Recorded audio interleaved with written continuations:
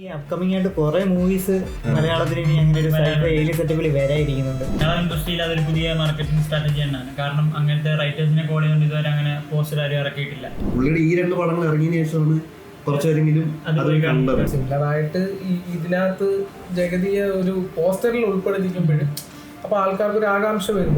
കാരണം ആ ടൈമിൽ ഒരു സൂപ്പർ റിപ്പോർട്ടർ അങ്ങനത്തെ കുറെ പടങ്ങളെ ബീറ്റ് ചെയ്തിട്ടാണ് ഈ പടത്തിന് അത് കൊടുത്തത്. അങ്ങനെ റിയലിസ്റ്റിക് ആയിട്ട് എടുത്തിട്ട് ഇവിടെ പൊട്ടിയ പടങ്ങളുണ്ട്. അതിന്റെ സ്റ്റോറി ടെല്ലിംഗ് ആണെങ്കിൽ ഒരു ഹൈപ്പർ ലിങ്ക് വേ സ്റ്റോറി ടെല്ലിംഗ് തിയേറ്ററിലായാലും അത് വേണ്ട രീതിയിൽ ഓടിയില്ല. പിന്നെ വർഷങ്ങൾക്ക് ശേഷം അത് കൊള്ളാന്ന് പറഞ്ഞ് ഇപ്പോൾ ഒരു ആൾക്കാർ വരുന്നുണ്ട്. അന്യഭാഷ സിനിമയിൽ നിന്നുള്ള ഈ അഡാപ്റ്റേഷനിലൂടെ നമ്മുടെ ആ മലയാള സിനിമയുടെ ആ ഒരു കോറ് നഷ്ടപ്പെടുന്നുണ്ട് എന്നുള്ളൊരു ചർച്ചയൊക്കെ നടക്കുന്നു. ഇതൊന്നും വെക്കാതെ വേറെ ട്രാക്കിൽ പടം ചെയ്തുകൊണ്ട് പോകുന്ന ഡയറക്ടറുണ്ട് നമുക്ക്. പ്രോമിസിംഗ് പ്ലാറ്റ്ഫോമായിട്ട് മലയാള സിനിമ മാറുകയായിരുന്നു. ഇതിപ്പോൾ എന്തും പറ്റും, നമ്മളെ കൊണ്ട് എന്തും പറ്റും.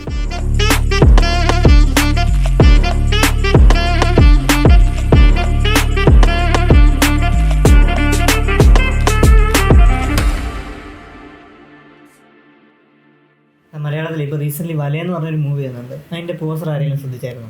അതായത് നമ്മള് റൈറ്റേഴ്സിനെ കോൾ ചെയ്തിട്ടുണ്ടല്ലേ. അത് മാത്രമല്ല ഒരു 3 പോസ്റ്റേഴ്സ് അവർ പബ്ലിഷ് ചെയ്തിട്ടുണ്ട്. 3 പോസ്റ്റേഴ്സ് അത്യാവശ്യം ഡിഫറെന്റ് ആയിരുന്നു, അത്യാവശ്യം വെറൈറ്റി ആയിരുന്നു. മലയാളം ഇൻഡസ്ട്രിയിൽ അതൊരു പുതിയ മാർക്കറ്റിംഗ് സ്ട്രാറ്റജി തന്നെയാണ്. കാരണം അങ്ങനത്തെ റൈറ്റേഴ്സിനെ കോൾ ചെയ്തുകൊണ്ട് ഇതുവരെ അങ്ങനെ പോസ്റ്റർ ആരും ഇറക്കിയിട്ടില്ല. അതുപോലെ അവരുടെ ലാസ്റ്റിൽ ഇറങ്ങിയ അതിന്റെ തന്നെ ലാസ്റ്റിൽ ഇറങ്ങിയ പോസ്റ്റ് ജഗതി വെച്ചോണ്ടുള്ളത് അതും ഒരു മാർക്കറ്റിംഗ് ഇത് തന്നെയാണ്. കാരണം ജഗതിയുടെ കംബാക്ക് എക്സ്പെക്ട് ചെയ്യുന്നുണ്ട്, ഓഡിയൻസ് എക്സ്പെക്ട് ചെയ്യുന്നുണ്ട്. അപ്പോൾ അതും അത് തന്നെയാണ് ജഗതിയുടെ കംബാക്ക് എന്ന് പറയുമ്പോൾ പുള്ളി ഇതിനു മുമ്പ് CBI 5 വന്നു പടം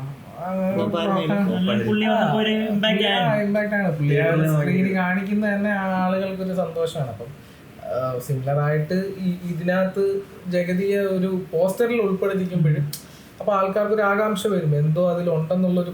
വേറൊരു ക്യാരക്ടേഴ്സിന്റെയും പോസ്റ്റർ അവര് റിലീസ് ചെയ്തിട്ടില്ല, ഇതിന് മാത്രമേ. ഇതിന്റെ അകത്തൊരു സ്റ്റീഫൻ ഹോക്കിൻസിന്റെ റെഫറൻസ് കൊടുത്തിട്ടുണ്ട്. സൈഫൈ മൂഡാണ് എനിക്ക് തോന്നുന്നത്. ഫുള്ള് ഒരു ത്രൂ ഔട്ട് സൈഫൈ മൂവി ആവാൻ സാധ്യതയുണ്ട്. അങ്ങനെ നോക്കുകയാണെങ്കിൽ ഈ അപ്കമിംഗ് ആയിട്ട് കുറെ മൂവീസ് മലയാളത്തിൽ ഇനി അങ്ങനെ ഒരു സൈഫൈ ഏലിയൻ സെറ്റപ്പിൽ വരാതിരിക്കുന്നുണ്ട്. കാരണം മഞ്ചേശ്വരം മാഫിയ, ജാംബി, പിന്നെ മൾട്ടിവേഴ്സ് എന്ന നീമ്പുള്ളിയുടെ കുറെ പടങ്ങൾ ത്രൂ ഔട്ട് ഇങ്ങനെ വരാനിരിക്കുന്നുണ്ട്. ഈ അരുൺ ചന്ദുവിന്റെ തന്നെ നേരത്തെ ഇറങ്ങിയ പടം ഏലിയൻ എന്താണ് സൈഫൈ കോമഡി രീതിയിലുള്ള പടമാണ്.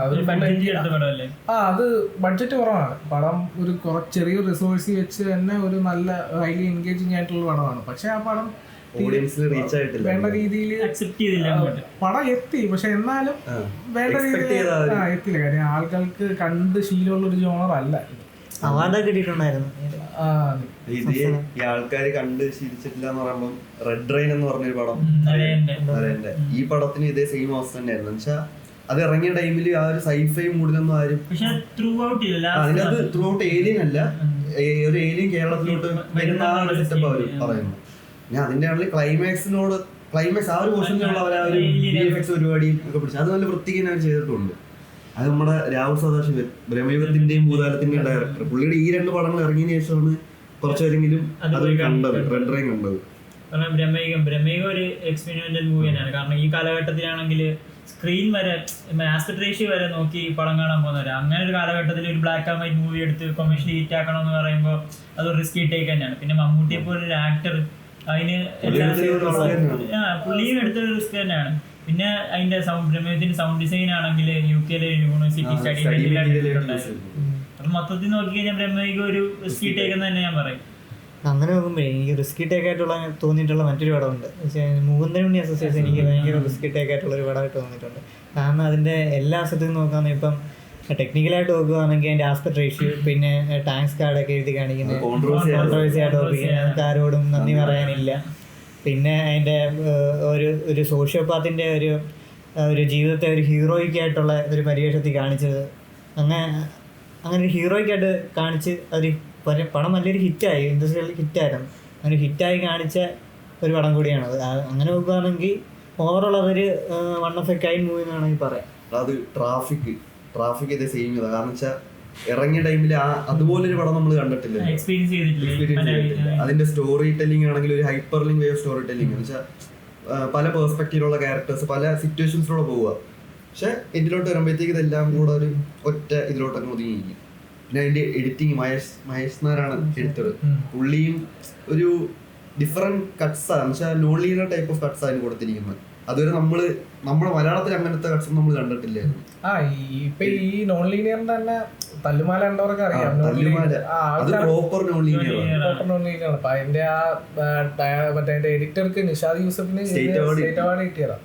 പടം അറിയാലോ, ഒരു പ്ലെയിൻ സ്റ്റോറിയാണ്, പക്ഷെ അത് അടിപൊളി മേക്കിംഗ് ആണ്. പക്ഷെ ഈ ഒരു എഡിറ്റിംഗ് കൂടെ വന്ന ആ ഒരു പടം വേറെ ലെവലിലോട്ട് അത് റീച്ച് ആയി. നിഷാദ് യൂസഫിന്റെ കാര്യം പറഞ്ഞ പുള്ളിയുടെ മരണം നമ്മുടെ മലയാളം ഇൻഡസ്ട്രിക്ക് ഒരു നഷ്ടം തന്നെയാണ്. പുള്ളി ഉണ്ടായിരുന്നെങ്കിൽ ഇപ്പൊ ആൾക്കാർ എഡിറ്റേഴ്സിനെയും കൂടെ ശ്രദ്ധിക്കാൻ തുടങ്ങി. അപ്പം പുള്ളിക്ക് ഇനിയും നല്ല അവസരങ്ങൾ ഉണ്ടായിരുന്നതാണ്.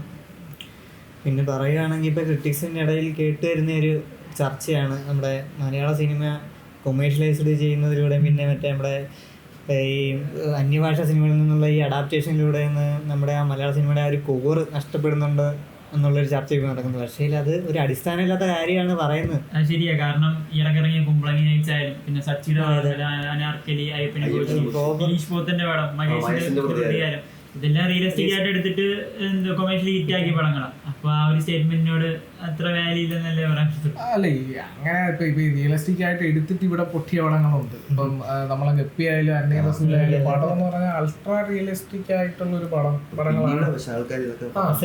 അത് തിയേറ്ററിലായാലും അത് വേണ്ട രീതിയിൽ ഓടിയില്ല.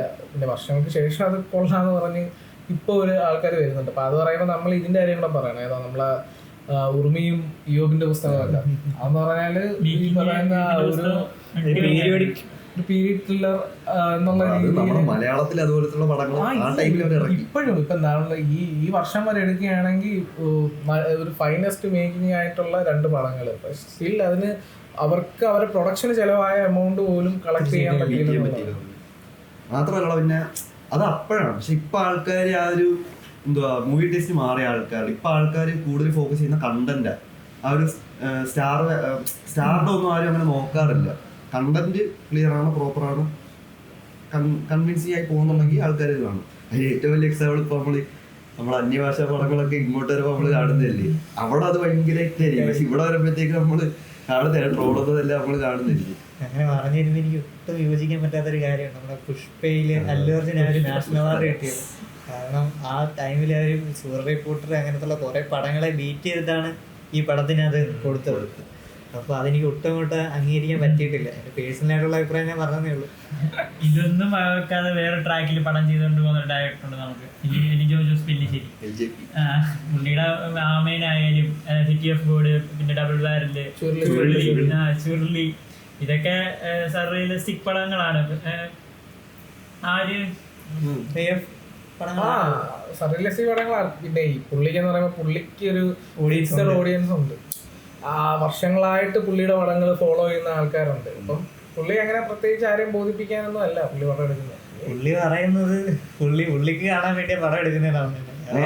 പുള്ളിക്ക് ആദ്യം ഇറങ്ങി ഡബിൾ ബാരലും സിറ്റി ഓഫ് ഗോഡ് ഒക്കെ ആണെന്നുള്ള അധികം ആൾക്കാരെ അങ്ങോട്ട് അക്സെപ്റ്റ് ചെയ്തിട്ടില്ലായിരുന്നു. പക്ഷെ പുള്ളിക്ക് പറയേണ്ട രീതിയിൽ തന്നെ പടങ്ങൾ എടുത്ത് ആൾക്കാരെല്ലാം കാണിപ്പിച്ച് ശീലിപ്പിച്ചെടുത്ത് ഇതുപോലെയും പടങ്ങൾ ഉണ്ട്, ഇതുപോലെയും നമുക്ക് പടങ്ങൾ വേണം എന്ന രീതിയിലാക്കി എടുത്തു.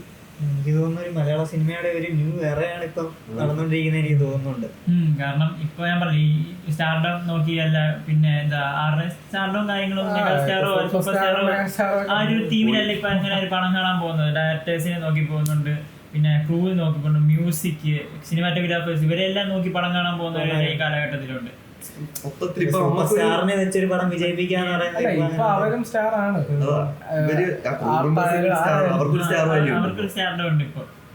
മാത്രല്ല ഇപ്പൊ നമുക്ക് കുറെ റിസോഴ്സസ് ഉണ്ട്. ഇപ്പൊ നമുക്കായിട്ടുണ്ട്. ഇപ്പം ഒരു ബിഗ് ബഡ്ജറ്റ് പടം നമ്മളെ കൊണ്ട് ഫുൾ ഓഫ് ചെയ്യാൻ പറ്റും. ഒരു പാൻ ഇന്ത്യ ഒരു ഗ്ലോബൽ റിലീസ് നമ്മളെ കൊണ്ട് പറ്റും.